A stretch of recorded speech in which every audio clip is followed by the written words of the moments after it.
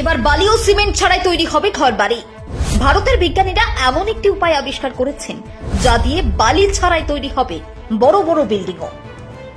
এই নতুন উপায়ে আরো বেশি মজবুত হবে ঘরবাড়ি, অর্থাৎ ছোটখাটো ভূমিকম্প থেকে স্বপ্নের বাড়িকে বাঁচানোর উপায় আবিষ্কার করে ফেলেছে আমাদের দেশের গবেষকরা।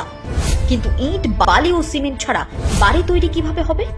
এটা শুনেই যদি অবাক হচ্ছেন, তাহলে এই পদ্ধতি শুনলে আপনার মাথাও ঘুরে যেতে পারে।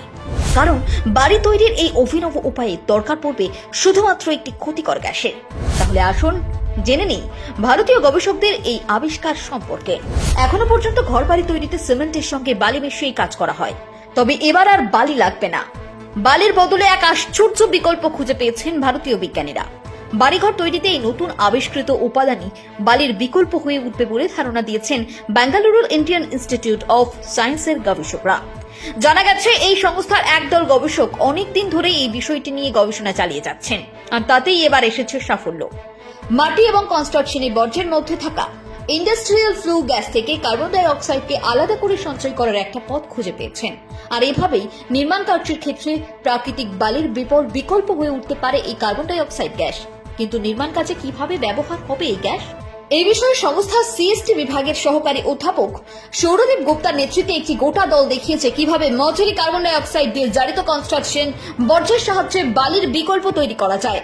এর জন্য প্রথমে কার্বন ডাই অক্সাইড দিয়ে জারিত করতে হবে, এরপর এটিকে কার্বন ডাই অক্সাইড নিয়ন্ত্রিত একটি জায়গার মধ্যে দিয়ে পাঠিয়ে তৈরি করা হবে বালির বিকল্প।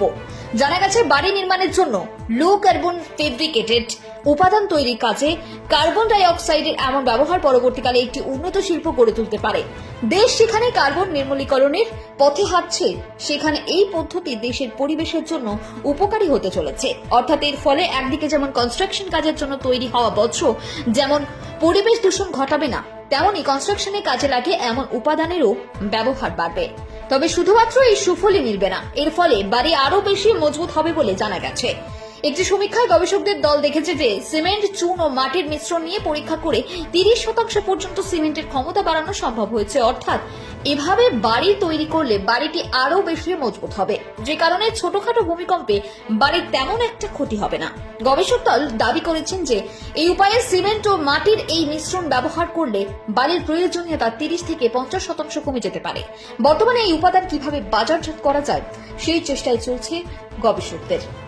এখন দিন দিন প্রাকৃতিক বালি পাওয়া খুবই দুষ্কর হয়ে যাচ্ছে, আর তাই বালির এমন বিকল্প উপাদান আবিষ্কার হওয়া যে দেশকে সব দিক থেকে উপকৃত করবে, তার বলার অপেক্ষা রাখে না।